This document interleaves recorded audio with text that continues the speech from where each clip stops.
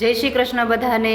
માં ચામુંડાના દર્શન કરી અને રજા લઈને પહોંચી ગયા ભગુડા માં માંગલના ધામમાં. અને ફઈ હારે હોય એટલે મેસવાનું ટેન્શન મારે 50% ઓછું થઈ જાય.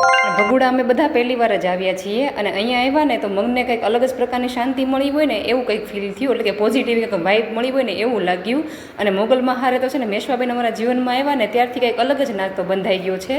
અને પછી તો માં માંગલના પણ સરસ મજાના દર્શન કરી લીધા. અને આજે પાછો મંગળવાર અને વેકેશન હોવાથી બહુ જ ભીડ. પછી તો માં માંગલની રજા લઈને પહોંચી ગયા બગદાણા ધામ બાપા સીતારામને મંદિરે. અત્યારે ઉનાળો હોવાથી બધા મંદિરે કંઈક તો ઉપર છાંયડો કરેલો હોય અથવા તો કંઈક કાર્પેટ નીચે પાથરેલી હોય કે જેથી કરીને શ્રદ્ધાળુઓને તડકો ઓછો લાગે. પછી તો બાપા સીતારામને સરસ મજાના દર્શન કરીને મારા વૈષ્ણવાબેનને બહુ ગરમી લાગી એટલે એ તો ડાયરેક્ટ કુલર પાસે.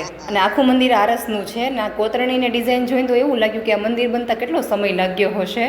તો ધન્યવાદ છે બધા કારીગરોને. મંદિરમાં એટલી ઠંડક હતી કે આરામ કરવા થોડીક વાર મંદિરમાં જ બેસી ગયા. અને પછી તો ઉપર રામજી મંદિરના દર્શન કરી અને સરસ મજાનું જો ત્યાંથી પણ વ્યૂ આવતું હતું. આ ઝરૂખા જેવું કંઈક લાગતું હતું તો ત્યાં પણ થોડીક ફોટોગ્રાફી કરી લીધી. પછી તો બજરંગદાસ બાપાની વિદાય લઈ અને નીકળી ગયા ઘર તરફ જવા માટે. અને હજી જમવાનું પણ બધાને બાકી હતું.